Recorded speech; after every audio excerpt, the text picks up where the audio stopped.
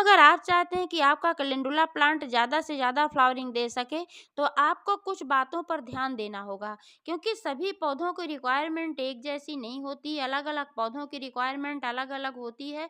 तो ऐसे ही कैलेंडुला के पौधे की देखभाल कैसे करनी है, इसमें फर्टिलाइज़र कितना देना है, कब देना है और पानी की मात्रा कितनी होनी चाहिए, कितनी धूप में रखना है, पिंचिंग कब और कैसे करें, फूलों की कटाई कैसे करें, तो वगैरह-वगैरह संपूर्ण जानकारी मिलेगी इस वीडियो में। तो प्लीज़ वीडियो पर अंत तक बने रहें, बिना स्किप किए पूरा देखें, ताकि संपूर्ण जानकारी मिल सके। और जानकारी अगर पसंद आए तो लाइक करें, शेयर करें और चैनल को अभी तक सब्सक्राइब नहीं किया है तो प्लीज़ चैनल को भी सब्सक्राइब करके बेल आइकन को प्रेस कर दें, ताकि सारे अपडेट्स आपको मिलते रहें। नमस्कार दोस्तों, स्वागत है मेरी YouTube channel gardening with Poonam में। दोस्तों, कैलेंडुला एक सर्दी पसंद पौधा है, इसलिए सर्दियों में बहुत ही अच्छी तरीके से चलता है अगर ठीक तरीके से इसकी देखभाल की जाती है। लेकिन यह सन लविंग प्लांट है, धूप में बहुत ही बढ़िया चलता है। आजकल तो बहुत दिनों से धूप नहीं निकल रही, इसके बावजूद आप देख पा रहे हैं कि मेरा पौधा कितना बढ़िया चल रहा है, इसमें कितनी अच्छी फ्लावरिंग हुई है और कलियां भी कितनी अच्छी मात्रा में बनी हुई हैं। कोई भी ऐसी ब्रांच नहीं है कि जिसमें कली ना बनी हो। एक एक ब्रांच में दो दो तीन तीन चार चार कलियां बनी हुई हैं। दोस्तों, कैलेंडुला का पौधा अपने गार्डन में ज़रूर ऐड करना चाहिए, क्योंकि यह एक सर्दी पसंद पौधा है। सर्दियों में अक्सर बहुत सारे फूल खिलना बंद हो जाते हैं, तो उस समय में कैलेंडुला बहुत ही अच्छी फ्लावरिंग करता है, जिससे कि हमारा गार्डन बहुत ही खूबसूरत दिखता है। इसके फूल जब एक बार खिलते हैं तो कम से कम 6-7 दिन तक ऐसे ही बने रहते हैं, जल्दी मुरझाते नहीं हैं।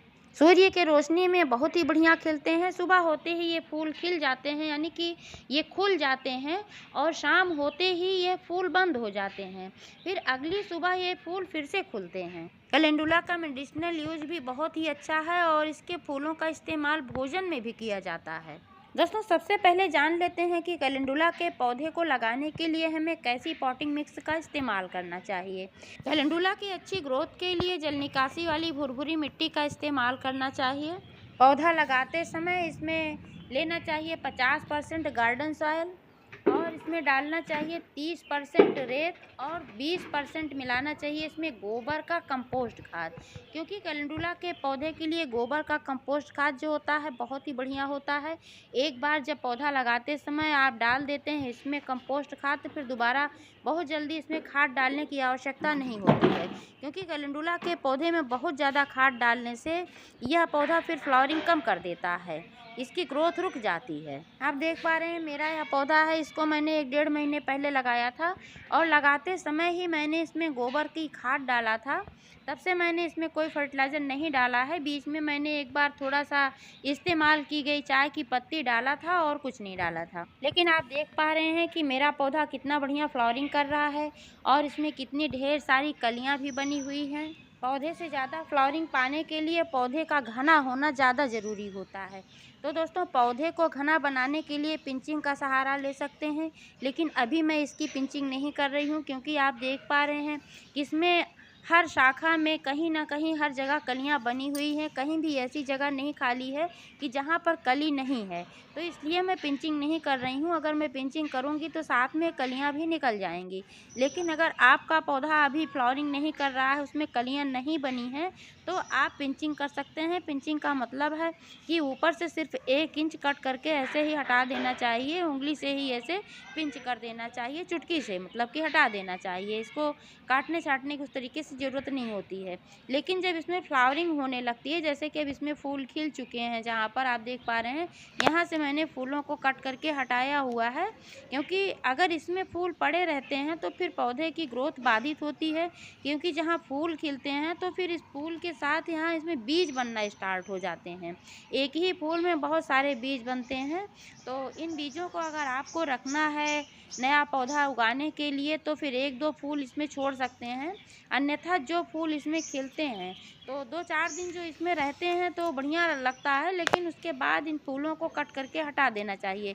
जैसे ही आपको लगे कि आपका फूल इसमें से कुछ मुरझा रहा है हल्का फुल्का, तो इसको कट करके हटा देना चाहिए। क्योंकि दोस्तों, अगर इसमें खिले हुए फूल जो मुरझाए हुए रहते हैं, पड़े रहते हैं, तो फिर जो पौधे का जो पोषण होता है उनमें जाता रहता है, तो फिर और इसमें नई ग्रोथ नहीं हो पाती है और फ्लावरिंग भी कम हो पाती है। तो इसलिए जो फूल खिल चुके होते हैं इनको कट करके हटा देना आवश्यक होता है। आप देख पा रहे हैं जहाँ-जहाँ से मैंने फूल ले लिया है यहाँ से कट करके हटा दिया है और अब यहाँ से फिर नई ग्रोथ स्टार्ट होगी। तो एक-एक जगह से फिर नई-नई कई शाखाएँ निकलेंगी। ऐसे ही पौधा फिर धीरे-धीरे और बुशी होता जाएगा और पौधा जितना घना होगा, जितनी इसमें शाखाएँ होंगी, उतनी ही मात्रा में इसमें फूल भी खिलेंगे। धूप की बात करें दोस्तों तो यह धूप में बहुत ही बढ़िया चलता है पौधा, लेकिन अगर धूप नहीं है तब भी यह पौधा चलता रहता है, खराब नहीं होता। आप देख पा रहे हैं कि लगभग 15-20 दिनों से यहाँ पर धूप नहीं निकल रही है, बिल्कुल भी धूप नहीं निकल रही है।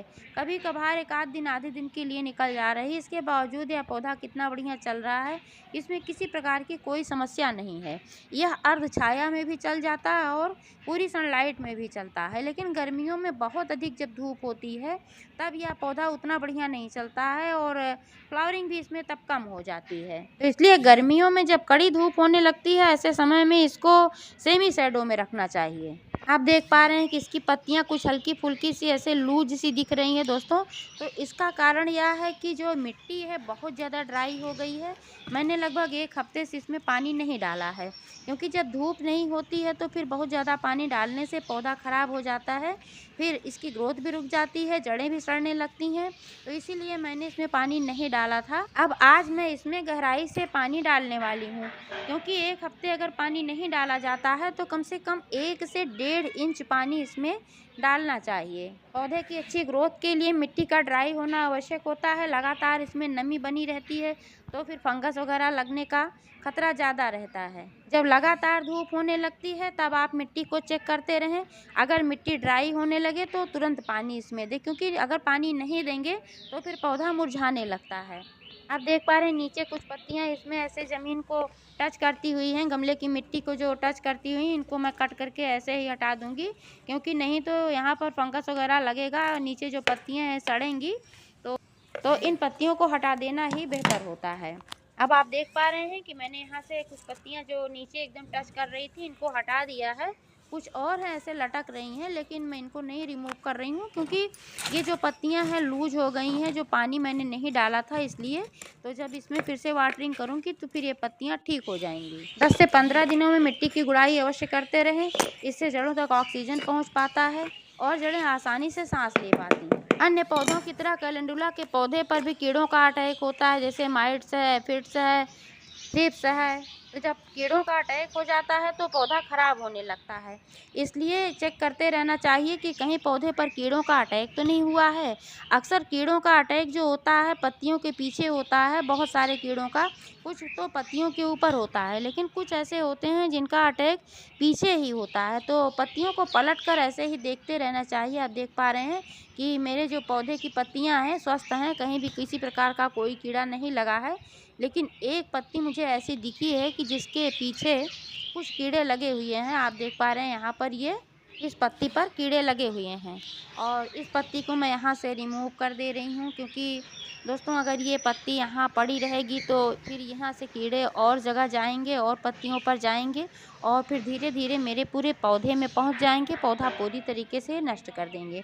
तो इसलिए इसको मैं यहाँ से रिमूव कर दे रही हूँ और आज मैं इसमें एक ऐसी चीज़ का इस्तेमाल करने वाली हूँ जो कि इसमें फर्टिलाइज़र का भी काम करेगी और कीटनाशक का भी काम करेगी। तो दोस्तों जबकि इसकी मिट्टी पूरी तरीके से ड्राई हो गई है तो आज मैं इसमें वाटरिंग करने वाली हूँ।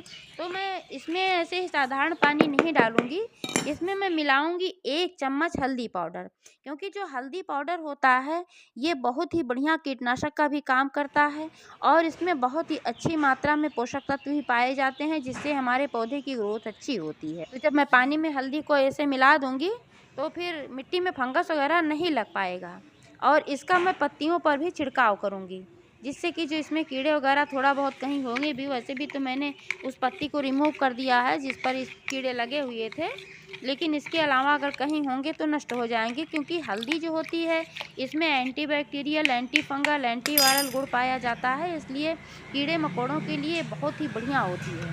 वाटरिंग करने से पहले मिट्टी की ठीक तरीके से गुड़ाई कर लेनी है ऐसे ही, और इसके बाद फिर इसमें यही हल्दी वाला पानी डालना है। आप देख पा रहे हैं कि मैंने इसमें हल्दी वाला पानी डाल दिया है और गहराई से मैंने इसमें पानी डाला हुआ है।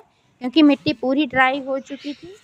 और अब मैं इसका इस्तेमाल करने वाली हूँ पत्तियों पर छिड़कने के लिए। तो इसके लिए मैंने यहाँ पर हल्दी लिया हुआ, आप देख पा रहे हैं स्प्रे बोतल में मैंने 1 चम्मच हल्दी डालकर रखा हुआ है। और मैंने लिया हुआ है इस मग में पानी, और इस पानी में अभी थोड़ी हल्दी बची हुई भी थी। और इसमें मैं मिलाऊंगी एक चीज़ और, यह है नींबू के छिलकों का पानी। तो दोस्तों, नींबू के छिलकों को मैंने 5 से 6 दिन पहले डालकर ऐसे ही पानी में रख दिया था। और आप देख पा रहे हैं कितना बढ़िया इसमें घुलकर इसका अर्क आ गया है। तो यह बहुत ही बढ़िया फर्टिलाइज़र का भी काम करता है और कीटनाशक का भी काम करता है। नींबू के छिलकों में बहुत सारे ऐसे गुण पाए जाते हैं, बहुत सारे ऐसे पोषक तत्व पाए जाते हैं जो पेड़ पौधों के लिए बहुत ही बढ़िया काम करते हैं, नाइट्रोजन जोड़ने का भी काम करते हैं और मिट्टी की अम्लीयता को भी अच्छे तरीके से बना करके रखते हैं। तो इसलिए नींबू का इस्तेमाल बहुत ही बढ़िया होता है। तो आज मैं इसमें थोड़ा सा नींबू का भी पानी डालने वाली हूँ। तो इसके लिए इसको मैं थोड़ा सा छान लूँगी, क्योंकि अगर बिना छाने ऐसे ही डालूँगी तो जो स्प्रे बोतल है उसकी पाइप में ये फंसेगा, नहीं तो मैं ऐसे भी डाल सकती थी। तो इसमें मैंने लिया हुआ है पानी लगभग 1 लीटर के जितना, और इसमें मैं इसको डाल रही हूँ ज़्यादा से ज़्यादा ये होगा 50 ml की जितना, क्योंकि बहुत ज़्यादा नहीं डालना है। बहुत ज़्यादा कोई चीज़ डालने से किसी चीज़ की अधिकता फिर हानिकारक हो जाती है। तो इसको मैंने इसमें डाल दिया और फिर स्प्रे बोतल में पानी में डाल दे रही हूँ ऐसे ही, और फिर इसको ऐसे ही हिला करके बढ़िया से मिला लेना है। और फिर मिलाने के बाद फिर स्प्रे बोतल को बंद करके फिर इसको ऐसे ही छिड़कना है पौधे पर। और ऐसे छिड़कना है कि हर जगह पर ये चीज़ पहुंच जाए, इसमें जो ये लिक्विड है, जिससे कि कीड़े मकोड़े कहीं भी हों तो नष्ट हो जाएं। इस लिक्विड का इस्तेमाल आप किसी भी पौधे पर कर सकते हैं, कोई नुकसान नहीं है, बस फ़ायदा ही फ़ायदा है कीड़ों के लिए भी।